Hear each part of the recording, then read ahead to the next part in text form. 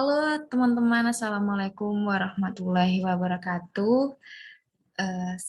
Kembali lagi dengan saya, Salsabila Habibaika Mahdi. Di sini saya akan menyampaikan mengenai strategi pengoptimalan pajak daerah paling potensial di Kabupaten Pasuruan. Tentunya tempat Salsa tinggal ya teman-teman. Nah, penjelasan kali ini untuk memenuhi tugas Salsa mengenai sistem perpajakan. Oke, selanjutnya yaitu apa yang akan Salsa bahas hari ini? Nah, aspek-aspek yang akan kita bahas hari ini adalah yang pertama yaitu mengenai pajak daerah. Dan yang kedua adalah mengenai pajak daerah potensial di tempat tinggal Salsa, yaitu Kabupaten Pasuruan. Yang ketiga adalah teori analisis SWOT. Nah, dan yang terakhir adalah strategi pengoptimalan pajak. Oke, next. Selanjutnya yaitu mengenai pengertian pajak daerah. Menurut Pasal 1 Undang-Undang Nomor 28 Tahun 2009 tentang Pajak Daerah dan Retribusi Daerah, pengertian pajak daerah adalah kontribusi wajib kepada daerah yang terutang oleh orang pribadi atau badan yang bersifat memaksa berdasarkan undang-undang dengan tidak mendapatkan imbalan secara langsung dan digunakan untuk keperluan daerah bagi sebesar-besarnya kemakmuran rakyat. Nah, dari pengertian pajak daerah tersebut dapat kita garis bawahi bahwa pengertian pajak daerah adalah kontribusi wajib kepada daerah yang dilakukan oleh setiap individu. Nah, fungsinya untuk kemakmuran rakyat tersebut. Oke, selanjutnya mengenai jenis-jenis pajak daerah. Sebelum itu ada dua jenis pajak daerah. Nah, yang pertama, pajak yang dikelola langsung oleh pemerintah provinsi. Ada 5 pajak yang dikelola oleh pemerintah provinsi. Yang pertama adalah pajak kendaraan bermotor. Nah, pajak kendaraan bermotor ini tertuang di dalam Pasal 1 Undang-Undang Nomor 28 Tahun 2009. Nah, yang kedua yaitu bea balik nama kendaraan bermotor. Bea balik nama kendaraan bermotor ini tertuang di dalam Undang-Undang Dasar Pasal 1 Nomor 28 Tahun 2009. Selanjutnya yaitu pajak bahan bakar kendaraan bermotor. Terdapat pada Pasal 1 Undang-Undang Nomor 28 Tahun 2009. Nah, yang keempat adalah pajak air permukaan. Terdapat pada Pasal 24 Undang-Undang Nomor 28 Tahun 2009. Yang terakhir adalah pajak rokok. Nah, pajak rokok ini yang sering kita dengar setiap seseorang melakukan transaksi pembelian pajak rokok. Nah, pembelian rokok maksud saya, bagi mereka yang membeli rokok dikenakan pajak untuk setiap pembelian rokok. Nah, oke. Selanjutnya yaitu mengenai selanjutnya adalah pajak yang dikelola oleh pemerintah kabupaten atau kota. Nah, ada berapa pajak yang dikelola oleh kabupaten atau kota? Nah, beberapa ini adalah pajak-pajak yang dikelola langsung oleh pemerintah kabupaten atau kota. Terdapat 11 pajak yang dikelola. Di antaranya adalah pajak hotel, pajak restoran, pajak hiburan, pajak reklame, pajak penerangan jalan, pajak parkir, pajak air tanah, pajak sarang burung walet, bea perolehan hak atas tanah dan bangunan, pajak mineral bukan logam atau batuan atau minerba, dan yang terakhir adalah pajak bumi dan bangunan pedesaan atau perkotaan. Oke. Yang akan kita bahas pertama adalah pajak hotel. Apa sih yang dinamakan dengan pajak hotel? Nah, pajak hotel adalah pajak atas pelayanan yang disediakan langsung oleh hotel. Nah, hotel sendiri adalah fasilitas penyedia jasa penginapan atau peristirahatan, termasuk jasa terkait pungutan bayaran yang mencakup apa saja yang yang wajib dibayar pajak hotel ini. Nah, diantaranya adalah motel, losmen, gubuk pariwisata, wisma pariwisata, pesanggerahan, rumah penginapan, dan sejenisnya. Nah, rumah kos juga dikenakan termasuk ke dalam pajak hotel. Nah, tarif pajak hotel ditetapkan paling tinggi sebesar 10%. Nah, aturan tersebut terdapat pada Undang-Undang Nomor 28 Tahun 2009 Pasal 35. Oke, selanjutnya adalah pajak restoran. Nah, pajak restoran adalah pajak atas pelayanan yang disediakan oleh restoran. Restoran adalah fasilitas penyedia makanan atau minuman dengan dipungut bayaran. Nah, yang mencakup apa saja sih? Rumah makan, kafetaria, kantin, warung, bar, dan sejenisnya, termasuk jasa boga atau catering. Tarif untuk pajak restoran ditetapkan paling tinggi sebesar 10%. Aturan tersebut termuat di dalam Undang-Undang Nomor 28 Tahun 2009 Pasal 40. Selanjutnya adalah pajak hiburan. Nah, pajak hiburan adalah pajak atas penyelenggaraan hiburan. Hiburan sendiri artinya adalah semua jenis tontonan, pertunjukan, permainan, atau keramaian yang dinikmati dengan dipungut bayaran. Tarif pajak hiburan sendiri ditetapkan paling tinggi sebesar 35%, khusus untuk hiburan berupa pagelaran busana, kontes kecantikan, diskotik, karaoke, dan lain-lain. Pajak hiburan ditetapkan paling tinggi sebesar 75%, khusus hiburan kesenian rakyat, dikenakan tarif pajak hiburan paling tinggi sebesar 10%. Nah, aturan-aturan tersebut dimuat di dalam Undang-Undang Nomor 28 Tahun 2009 Pasal 45. Selanjutnya ada pajak reklame. Nah, pajak reklame adalah pajak atas penyelenggaraan reklame. Reklame adalah benda, alat, perbuatan, atau media yang bentuk dan corak ragamnya dirancang khusus untuk tujuan komersial, memperkenalkan, menganjurkan, mempromosikan, atau untuk menarik perhatian umum terhadap barang, jasa, orang, atau badan yang dapat dilihat, dibaca, didengar, dirasakan, atau dinikmati oleh umum. Tarif pajak reklame di sini paling tinggi sebesar 25%. Pasal 50 Undang-Undang Nomor 28 Tahun 2009. Selanjutnya ada pajak penerangan jalan. Nah, pajak penerangan jalan adalah pajak atas penggunaan tenaga listrik, baik yang dihasilkan sendiri maupun diperoleh dari sumber lain. Tarif untuk pajak penerangan jalan ditetapkan paling tinggi sebesar 10%. Nah, seperti yang kita tahu, manusia saat ini tidak bisa dijauhkan dari yang namanya listrik. Nah, penggunaan tenaga listrik dari sumber lain oleh industri pertambangan minyak bumi dan gas alam dikenakan juga pajak.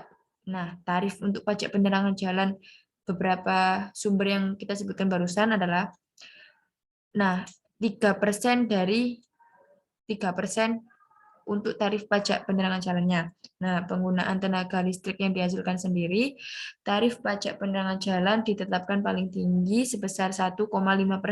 Nah, hal tersebut dimuat di dalam Undang-Undang Dasar Nomor 28 Tahun 2009, Pasal 55.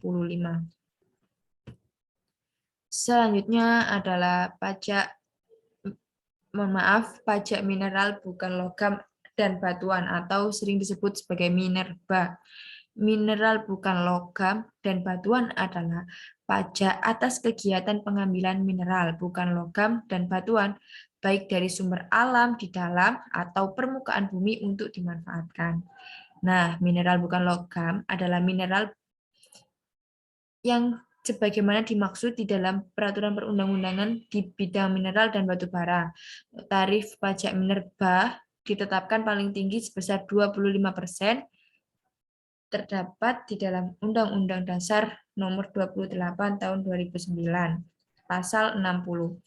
Selanjutnya ada pajak parkir. Nah, pajak parkir adalah pajak atas penyelenggaraan tempat parkir di luar badan jalan, baik yang disediakan berkaitan dengan pokok usaha maupun yang disediakan sebagai suatu usaha, termasuk penyediaan tempat penitipan kendaraan bermotor. Nah, kegiatan parkir sendiri adalah keadaan tidak bergerak suatu kendaraan yang tidak bersifat sementara. Tarif pajak parkir ditetapkan paling tinggi sebesar 30%. Aturan tersebut termuat di dalam Undang-Undang Nomor 28 Tahun 2009, Pasal 65. Nah, selanjutnya ada pajak air tanah. Pajak air tanah adalah pajak atas pengambilan atau pemanfaatan air tanah. Air tanah sendiri adalah air yang terdapat dalam lapisan tanah atau batuan di bawah permukaan tanah. Tarif pajak air tanah ditetapkan paling tinggi sebesar 20%. Nah, termuat di dalam Undang-Undang Nomor 28 Tahun 2009 Pasal 70. Selanjutnya ada pajak sarang burung walet. Pajak sarang burung walet adalah pajak atas kegiatan pengambilan atau pengusahaan sarang burung walet.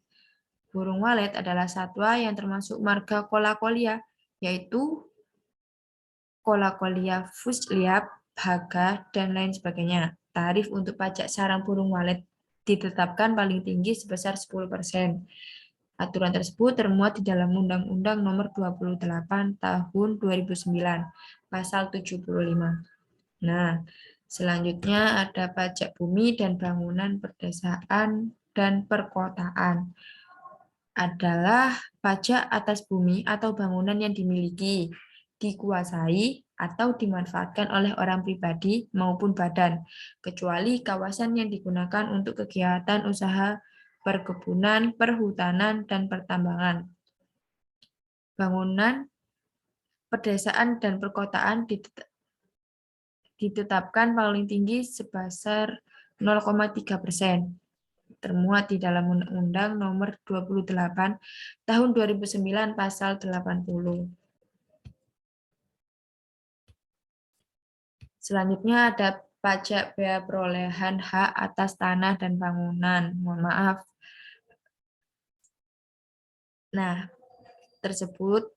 pajak tersebut adalah pajak atas perolehan hak atas tanah atau bangunan. Yang dimaksud adalah perbuatan atau peristiwa hukum yang mengakibatkan diperolehnya hak atas tanah atau bangunan oleh orang pribadi ataupun badan. Nah, tarif untuk bea perolehan hak atas tanah dan bangunan ditetapkan paling tinggi sebesar 5%.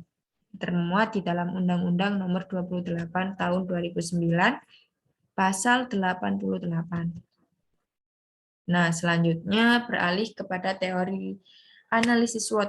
Apa sih yang dinamakan teori analisis SWOT? Jadi, analisis SWOT adalah sebuah instrumen yang beraneka guna yang dapat digunakan berkali-kali pada berbagai tahap proyek, membangun sebuah telaah atau untuk pemanasan diskusi sebelum membuat perencanaan.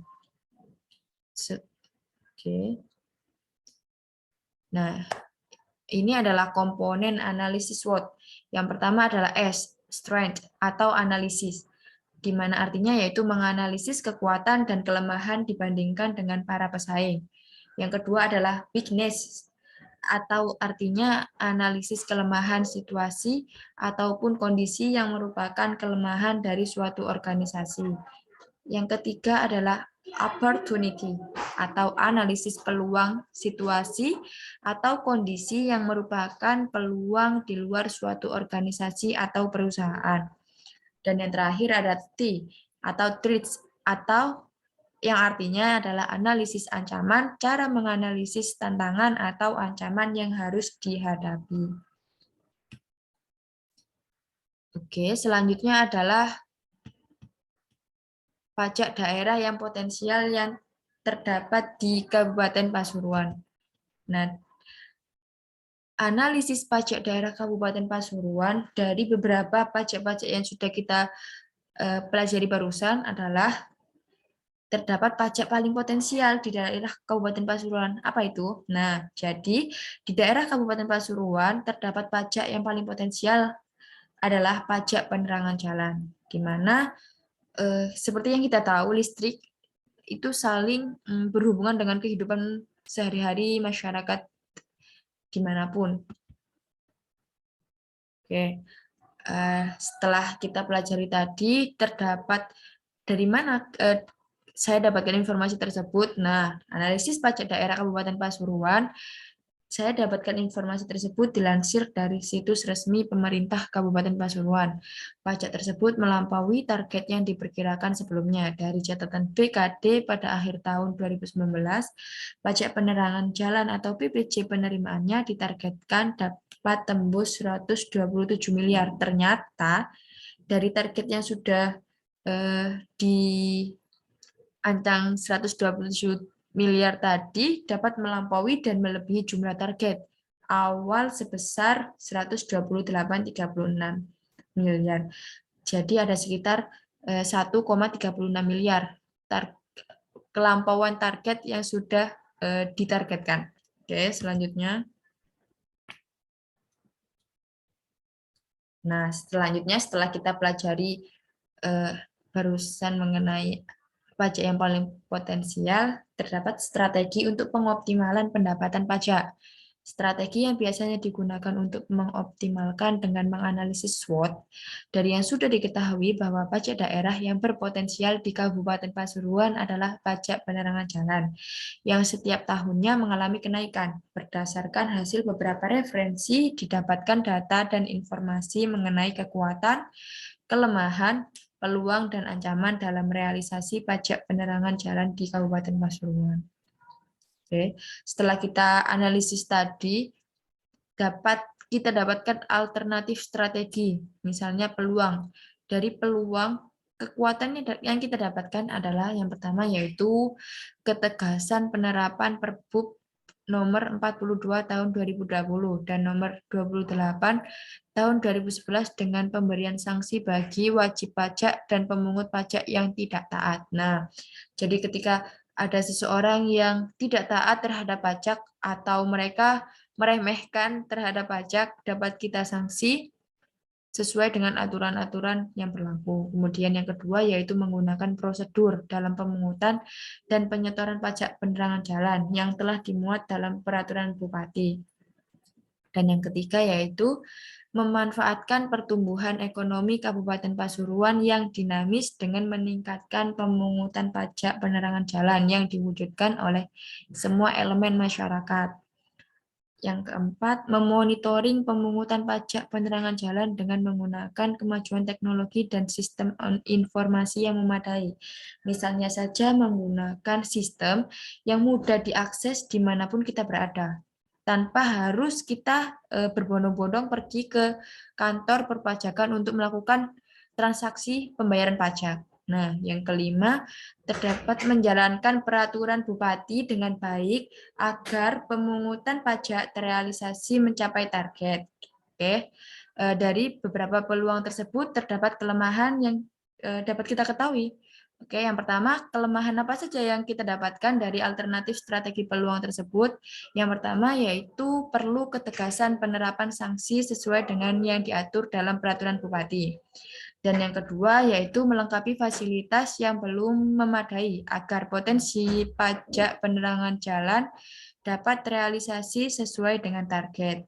Kemudian yang ketiga yaitu meningkatkan kualitas SDM yang dapat membantu dalam penyuluhan Perbup. Misalnya memberikan pelatihan terhadap sumber daya manusia yang ada di dalam kantor Bupati. Atau mohon maaf, maksud saya yang terdapat di dalam kantor perpajakan, atau memberikan penyuluhan mengenai tata cara pembayaran online yang bisa dilakukan oleh masyarakat dimanapun mereka berada. Selanjutnya, alternatif strategi yang kedua, ancaman dengan menggunakan strategi ancaman. Nah, kekuatan yang kita dapatkan adalah mensosialisasikan dengan baik Perda nomor 42 tahun 2020 dan nomor 28 tahun 2011 agar kesadaran masyarakat membayar pajak penerangan jalan yang masih rendah dapat dihilangkan. Kemudian yang kedua, mensosialisasikan prosedur yang dimiliki dalam pemungutan dan penyetoran pajak penerangan jalan agar tidak tertunda penyampaian surat pemberitahuan pajak terutang. Nah, di sini ketika kita melakukan pembayaran pajak, jika waktu antara rentang pembayaran pajak dan seseorang melakukan pembayaran atau mengalami keterlambatan, nah mereka seharusnya lebih lebih eh, lebih aktif atau mengingatkan dengan memberikan surat pemberitahuan pajak agar si individu ini bisa memahami bahwa atau mungkin memberikan peringatan kepada individu tersebut sehingga dia akan melakukan pembayaran ketika dia lupa. Oke. Yang ketiga yaitu memanfaatkan pertumbuhan ekonomi Kabupaten Pasuruan yang dinamis agar realisasi perbuk dari target dapat tercapai. Yang keempat, harus ada keselarasan perbuk yang memiliki komitmen dalam meningkatkan pajak penerangan jalan dengan komitmen pemungut pajak daerah yang masih kurang. Nah, sehingga dapat kita pahami bahwa harus ada kerjasama antara perbuk yang pemilik komitmen dengan pemungut pajak daerah. Oke.